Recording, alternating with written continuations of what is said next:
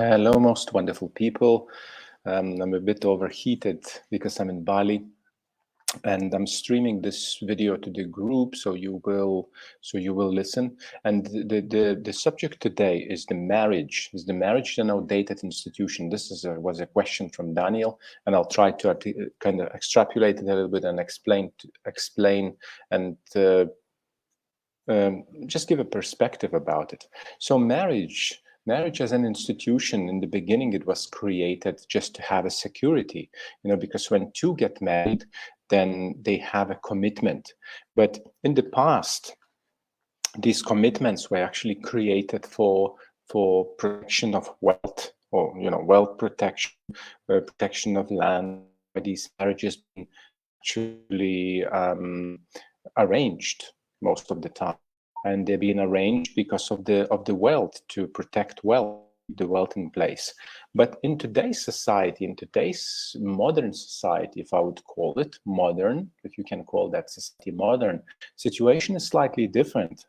And what I see the marriage now is that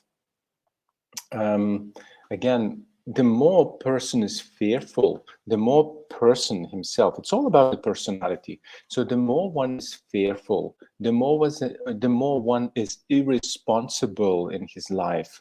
They probably need marriage. They need some to put the signature, to give this promise, and to work towards that commitment and agreement. And the more you transition into your conscious being, the more you become conscious, the less you need all these restrictions and all these bindings and all these signatures. Okay, it's same like it's everything is the same as with the conscious being. Same as with the conscious being, meaning the more you are fearful, the more the lower mind you are. Meaning, if you are in the lower mind, you're being run from fear, and you're being run from survival mechanisms. And this is not a derogatory thing. This is not something that I judge someone about. It's just simple fact. Some people are simply running out of fear. They're living in survival. They're constantly thinking, am I safe? Am I safe? Am I safe there? Am I safe there? And in order to grow from these survival, you have to transition into the human brain, where you are more curious, where you are more conscious, where you are more observer rather than reactor. And that's the difference. And the same thing applies to actually to relationship. Same thing applies to relationship.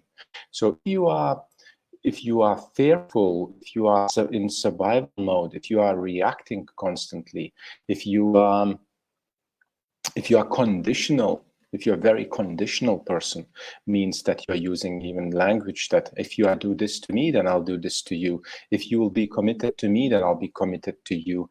If you will look after me, I will look after you. And things like that, placing the power, placing the energy outside of you. So in the relationship, the same thing. If you will be, what's the word? If you will stick with me, if you will be with me, then I will be with you, and so on. But if you betray me, then I will betray you as well, and things like that.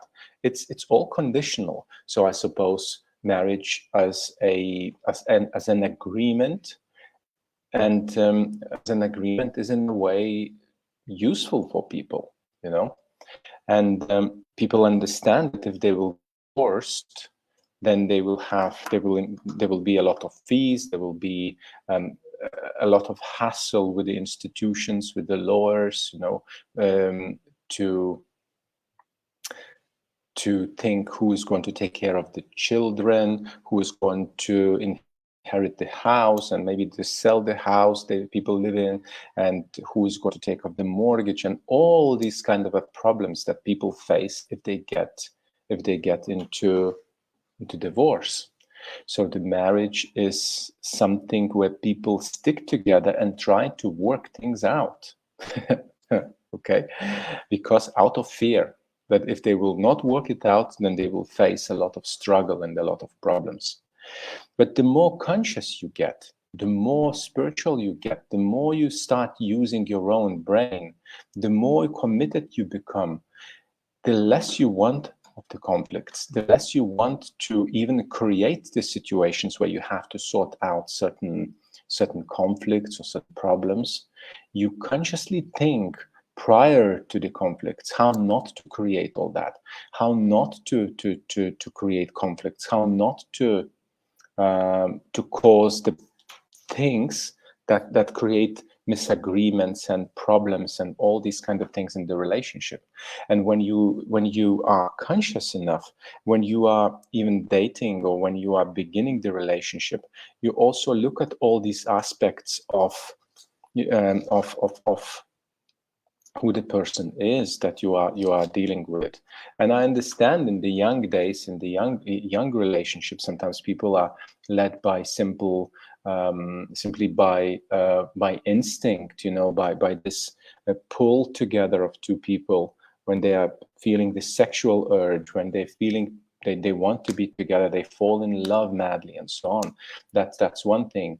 But when couple matures more, when all this romantic relationship goes already away, then the reality hits.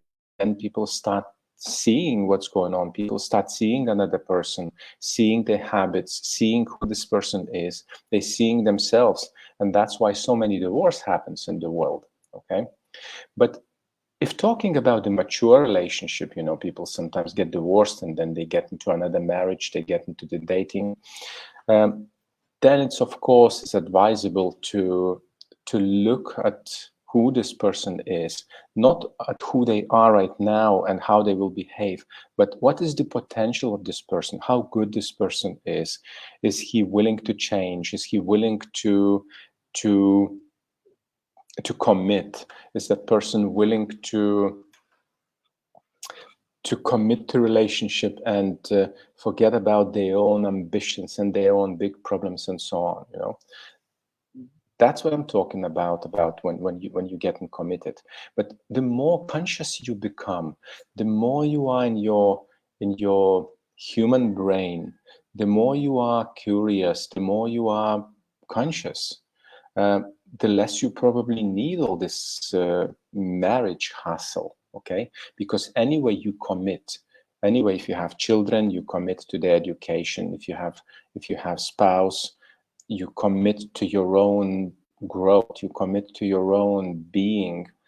So to upgrade yourself, to grow yourself, to be the best version of yourself. Okay.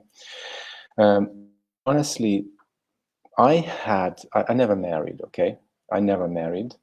But I had a relationship for 16 years and I didn't end that relationship. Of course, the relationship ended. We had a divorce, but divorce was between us. And we didn't have to go through the hassle of all these institutions and problems. And I never stopped supporting my children. I always look after my children. And that's how I think, because my spiritual education started from 19 years of age, and I was already quite conscious when I started getting into the relationship. Okay, so look, these are little points about the marriage, and it's up to you, of course, to decide what you want. Do you want to marry? Do you not want to marry? But in any case, relationship is a commitment, and commitment not to a spouse, but commitment to yourself to grow, because relationship is the best place actually for you to grow. As a single individual, you do not grow that well because there is no challenges, there is no difficulties, everything is easy. You organize your own routine, you just you look after yourself, you have enough money, you have that and that and that, and you just travel wherever you want, you change the work if you want, and all these kind of things. But when you get into relationship, that's when you are responsible for yourself and for the other person in a way. You are responsible to be the best version of you. You forget your own ambitions, you forget your ego, meaning, your protection mechanisms. You rather commit, you see how can you be the best version of you and serve that relationship.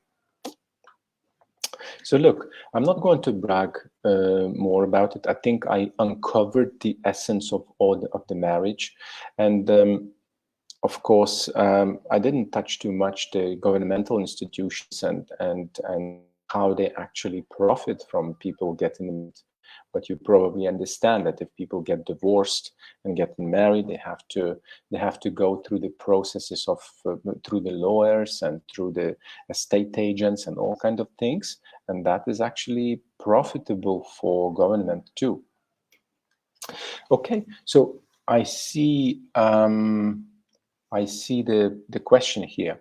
You hook up due to lust. You fall into love by a lot of hard work, dedication, and communication. Wonderful. I don't know who's written that, but that's a beautiful thoughts. That's an absolutely beautiful thoughts. You hook up, but yeah, you hook up due to lust. You're right. Yeah, and you fall in love by a lot of hard work, dedication, and communication. And that hard work and dedication and communication begins from you. It's you.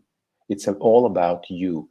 And of course, I'm not saying all about you because of just you, but every person who gets into a relationship, it's all about that person. So it's all about you, but for your spouse, it's all about that. It's all about them. Okay, this relationship is something that you have to bring something in together. You have to create something together. You have to have certain goal together, whether it's raising your children, even though this shouldn't be your goal. You know, there are a lot of things could be told about it, but let me do this. I want to narrow it down just to the question about the marriage and is this an outdated institution? And I'll leave it up here today. And the new videos I'm going to create more on the other subjects, more on the other on relationship altogether.